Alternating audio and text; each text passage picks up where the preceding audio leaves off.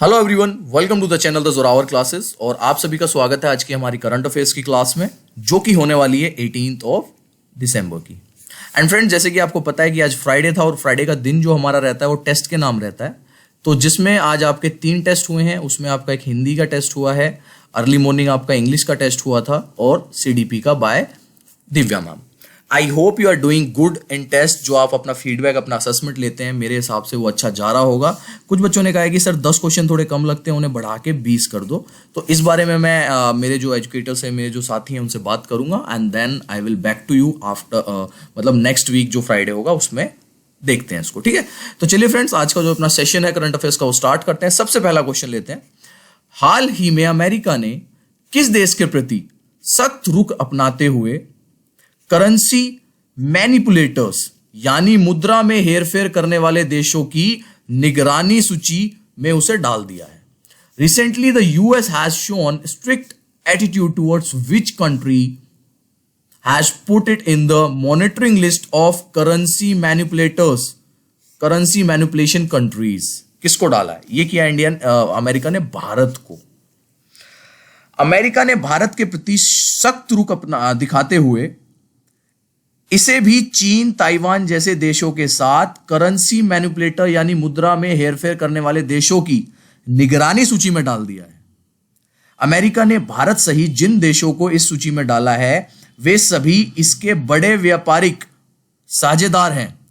इस निगरानी सूची में भारत, चीन, ताइवान के अलावा जापान, दक्षिण Korea, Germany, Italy, Singapore, Thailand और मलेशिया भी शामिल है। ठीक है, बहुत ही इंपॉर्टेंट क्वेश्चन है क्योंकि इसमें इंडिया इन्वॉल्व है इस वजह से। ठीक है ना, तो करंट के हिसाब से क्वेश्चन अच्छा बनता है। क्वेश्चन नंबर 2 लेते हैं। खेल मंत्रालय ने किस समिति पर लगा बैन तुरंत प्रभाव से हटा दिया है? The sports ministry of India has removed the ban on which committee with immediate effect. और यह किया है भारतीय पैरालंपिक समिति, भारतीय पैरालंपिक कमेटी ऑफ इंडिया के, उनका जो है वो हटा दिया गया है। खेल मंत्रालय ने भारतीय पैरालंपिक समिति पर लगा बैन तुरंत प्रभाव से हटा दिया है। पैरालंपिक समिति पर खेल मंत्रालय ने पिछले साल खराब संचालन के कारण यह बैन लगाया था। इसके बाद पीसीआई दैट्स मीन पैरालंपिक समिति ने अपने अध्यक्ष राव इंद्रजीत को बर्खास्त करने का फैसला किया था। मंत्रालय को राव इंद्रजीत की शिकायत मिली थी जिन्हें बहुमत से हटाया गया था। तो अब जो है वापस से वो बैन जो है वो तुरंत प्रभाव से, इमीडिएट इफेक्ट से हटा लिया गया है। किससे? Paralympic committee of India that's mean भारतीय पैरालंपिक समिति से। Important question. Question number 3। रक्षा अनुसंधान एवं विकास संगठन दैट्स मीन डीआरडीओ ने स्वदेशी तरीके से विकसित निम्न में से किस मिसाइल का उड़ीसा के बालासोर तट से सफल परीक्षण किया है? Defence Research and Development Organisation DRDO has successfully tested Which of the following developed missile of the Balasore coast of Odisha? और ये किया उन्होंने पृथ्वी 2 का। इसका आंसर है बी, पृथ्वी 2। भारत ने 16 दिसंबर 2020 को उड़ीसा में बालासोर के पूर्वी तट से 2 पृथ्वी 2 बैलिस्टिक मिसाइलों का सफलतापूर्वक परीक्षण किया है। यह परमाणु संपन्न मिसाइल सतह पर मार्क करने में सक्षम है। 1 महीने के अंदर पृथ्वी 2 मिसाइल का यह परीक्षण है।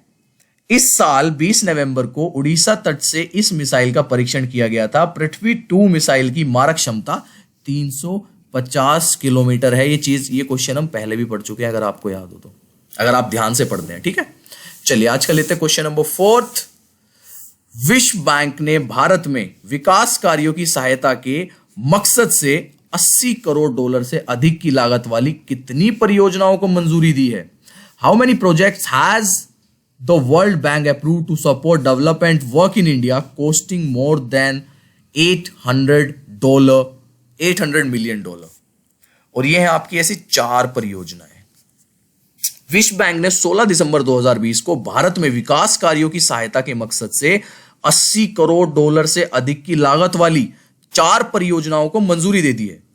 इनमें छत्तीसगढ़ समावेशी ग्रामीण और कृषि विधि परियोजना, नागालैंड की कक्षा शिक्षण और संसाधन परियोजना का विस्तार तथा दूसरा बांध सुधार और पुनर्निवास परियोजना, विश्व बैंक के अनुसार इसके अलावा 25 करोड़ की लागत वाली DRIP-2 परियोजना के तहत देश के विभिन्न राज्यों में मौजूदा बांधों की सुरक्षा और प्रदर्शन में सुधार लाया जाएगा। ठीक है, तो जितनी मैंने परियोजनाएं आपको बताई हैं उसको आप दोबारा से सुन के अपने नोट्स में अच्छे से लिख सकते हैं। क्वेश्चन नंबर 4, संयुक्त राष्ट्र विकास कार्यक्रम UNDP की तरफ से जारी मानव विकास सूचांक HDI में भारत निम्न में से कितने स्थान पर पहुंच गया? ये इंपॉर्टेंट क्वेश्चन होते हैं सारे, जितने भी आपके सूचांक के क्वेश्चन होते हैं ना, ये सारे इंपॉर्टेंट होते हैं। How many of the following place has India reached in the Human Development Index released by the United Nation Development Programme, that's mean UNDP, और इसमें इंडिया पहुंच गया जी 131वें स्थान पे, 131। संयुक्त राष्ट्रीय विकास कार्यक्रम की तरफ से जारी मानव विकास सूचांक में भारत 2 अंक फिसलकर 131 पर पहुंच चुका है। पिछले साल अपना देश 129वें स्थान पर रहा था। मानव विकास सूचांक में किसी देश के जीवन स्तर को मापा जाता है। भारत के साथ साथ भूटान 129वें, बांग्लादेश 133, नेपाल 142, पाकिस्तान 154 आदि मध्यम मानव विकास की श्रेणी वाले देश में शामिल है। साल 2018 में भारत इस सूची में 130वें स्थान पर रहा था। तो भैया 2018 में था आपका 30वां, 2019 में जो है ये 130वां था, 2019 में हो गया था 129वां, और अब 2020 में ये हो गया आपका 131वां। ठीक है, चलिए नेक्स्ट क्वेश्चन लेते हैं। क्वेश्चन नंबर 6, किस राज्य सरकार ने राज्य के रियल एस्टेट निर्माण कानून में एक रूपता लाने और मजबूत बनाने हेतु Unified Development Control and Promotion Regulation को मंजूरी दे दी है? Which state government has approved the Unified Development Control and Promotion Regulation to bring uniformity and strengthening in the real estate construction laws of the state? और ये किया आपका Maharashtra government ने। ओके, महाराष्ट्र सरकार ने राज्य के रियल स्टेट निर्माण कानूनों में एक रूपता लाने और मजबूत बनाने के लिए unified Development Control and Promotion Regulation को मंजूरी दे दी है। नियमों का यह नया सेट मुंबई और कुछ निकटवर्ती क्षेत्रों जैसे हिल स्टेशन, पर्यावरण संवेदनशील क्षेत्र और निगम क्षेत्र को छोड़कर पूरे राज्य के सभी नगर निगमों, परिषदों और नगर पंचायतों पर लागू होगा। यह किफायती आवास परियोजनाओं के स्टॉक को बढ़ाने में मदद करेगा और व्यापार करने में आसानी के साथ साथ डेवलपर्स को अपने संसाधन प्रबंधन को बेहतर बनाने में मदद करेगा। ठीक है जी, ये था आपका क्वेश्चन नंबर 6। चलिए चलते हैं क्वेश्चन नंबर 7 पे आज के। किस देश के पूर्व टेस्ट ऑलराउंडर एरिक फ्रीमैन का 76 साल की उम्र में निधन हो गया? Which country's former test all-rounder Eric Freeman died at the age of 76? और ये थे भैया आपके ऑस्ट्रेलिया के ऑलराउंडर। ठीक है, ऑस्ट्रेलिया इसका आंसर है। ऑस्ट्रेलिया के पूर्व टेस्ट ऑलराउंडर एरिक फ्रीमैन का निधन हो गया है। वे 76 वर्ष के थे। फ्रीमैन ऑस्ट्रेलिया के लिए 244वें टेस्ट वे खिलाड़ी थे और उन्होंने 1968 में गाबा में भारत के खिलाफ इंटरनेशनल मैच में डेब्यू किया था। फ्रीमैन ने ऑस्ट्रेलिया के लिए 11 इंटरनेशनल टेस्ट मैच खेले जिसमें 345 रन बनाए और 2 अर्धशतक जड़े। उन्होंने अपने टेस्ट करियर में 34 विकेट भी लिए थे। देखिए ये क्वेश्चन ना मैं बताता हूं आपको थोड़ा सा इंपॉर्टेंट क्यों जाते हैं जब ये करंट के क्वेश्चन होते हैं इस टाइप के। हम ऐसे क्वेश्चंस पे कभी ध्यान नहीं देते हैं, लेकिन करंट का कोई ऐसा नहीं होता कि भाई ये यहां से यहां तक ही आएगा। कुछ भी पूछा जा सकता है करंट में, कुछ भी, एनीथिंग। तो आपको जितनी चीजें हो सकती हैं वो सब चीजें पता होनी चाहिए। ठीक है, चलिए नेक्स्ट क्वेश्चन लेते हैं। क्वेश्चन नंबर 8,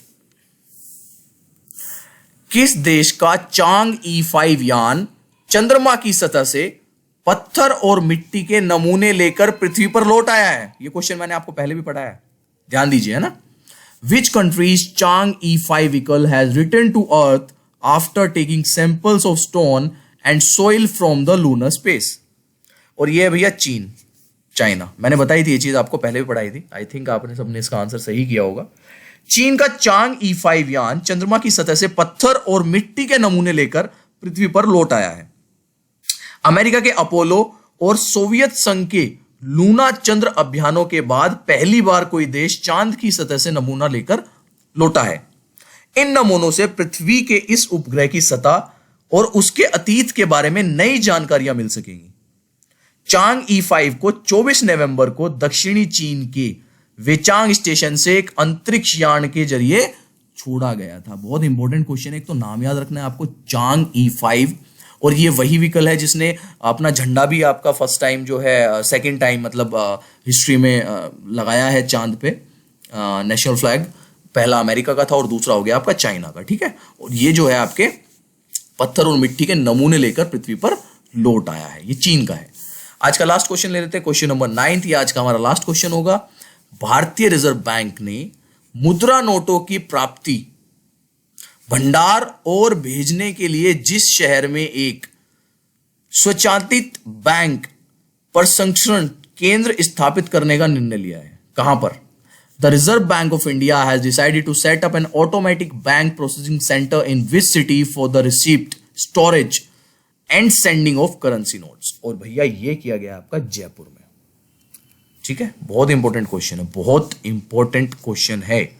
भारतीय रिजर्व बैंक ने मुद्रा नोटों की प्राप्ति, भंडार और भेजने के लिए जयपुर में एक स्वचालित बैंक प्रसंस्करण केंद्र स्थापित करने का निर्णय लिया है।